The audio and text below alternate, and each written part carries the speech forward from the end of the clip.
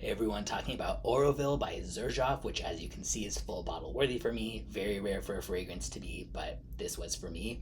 And yeah, so I guess I'll do an unboxing. Maybe not that interesting, but I've never had a Xerjoff bottle. There haven't been any that have been full bottle worthy for me yet. So I'm excited to kind of check out the quality of all this kind of stuff. There's a sticker on top that's like authenticity with an X. Like, wouldn't that cost like 10 cents to just fake if you were going to go to all the trouble of everything else? Why do I feel like I'm doing an ASMR video?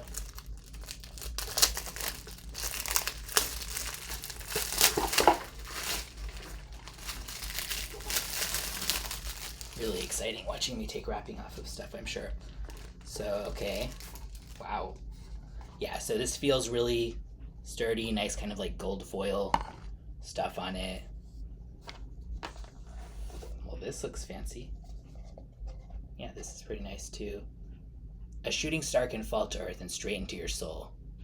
I mean, that's not really scientifically sound, but surround yourself with the essence of their celestial beauty. Ooh, this is kind of like has a glittery, okay, that you cannot see that at all, but like a sort of a glittery effect. Okay, this does feel pretty nice.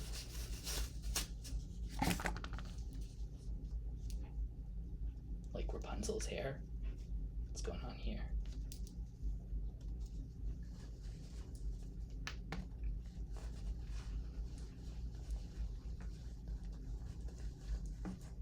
Wow, yeah, that does definitely feel very premium. It is a 50 ml. It's smaller than I was thinking it would be, but that's more than fine by me because this is not something I'm going to wear a lot. I'm totally happy to have a 50 ml. It just gives me more room to have more stuff, but yeah.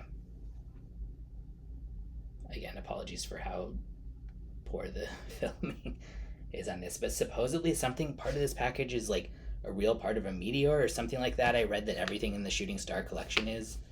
If you know what the deal is with that, let me know in a comment or something, because I don't know, but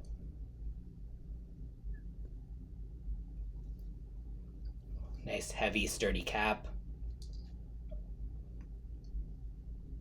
Yeah, that definitely does look really regal. I mean, it's regal and kind of classy looking and fancy like that isn't really my type of thing that I prefer to lean into so much, but like it is nice to kind of have this and see it. So now, as for the actual smell, not so quick fragrance reviews. I'm not in the mood to put it on right now because it's like nighttime and stuff, so I'm just going to spray it on a test strip to remind myself. Oh, nice atomizer. Yeah. Okay, so the notes in this are Roman chamomile, Clary Sage, orange flowers, Italian neroli, carnation, tobacco leaf, Mysore sandalwood, galbanum, vanilla, amber, and white musk. Yeah, I like this a lot, obviously, since I wanted to get a bottle of it. I feel like it's like really under the radar as a Xerjoff scent because, I mean, it came out almost 15 years ago. I don't know what prompted me to try this. There was only one website I could even find a sample on it, only one that still has any bottles. And I guess I just kind of threw it in because I was like, I like Neroli and I just like trying different Xerjoff stuff, even though they're not usually my favorite. Like, I always respect the quality and just like to try different stuff, but yeah, so this has aspects of like classic vintage unisex / masculine neroli centered colognes and also of a lot of like classic vintage scent profiles with the way that the sandalwood, carnation, galbanum, and the style of vanilla here. Like this isn't like a modern sweet gourmandy vanilla by any means. This is not something that everyone would love. So this is not one of those scents that I'm just like, everybody, you gotta check this out. I mean, I feel like I don't usually say that in general because there's very few scents like that. The best scent in the world, somebody's gonna dislike or think it's the worst or whatever. But for this, you have to be a big fan of neroli, first of all. If you're not aware of what neroli smells like, there's no substitute for actually like smelling a note. So, but I can try to say basically like an orange white floral. It is something that grows from the actual bitter orange tree, as is orange blossom. And yeah, to me, it doesn't come across that floral, but it is a floral. And yeah, but this is neroli is often used as like a masculine note, so it's not a particularly feminine one. Just like a very like citrusy. There's also a slight dirty bitterness with a kind of tobacco and galbanum. And normally that wouldn't be my thing, but I like how it plays off the sweet, fresh neroli. The carnation adds a zing of slight spice. Obviously, it hasn't dried down here yet, but it does continue to get darker as it dries down. But at the same time, the vanilla, amber, and musk come out more, and that Mysore sandalwood continues to come out, which is like a very like sort of creamy, nice mellow sandalwood, not like the kind of sawed off log type of smell of some sandalwoods. So there's always some balance here between like kind of the dark and light.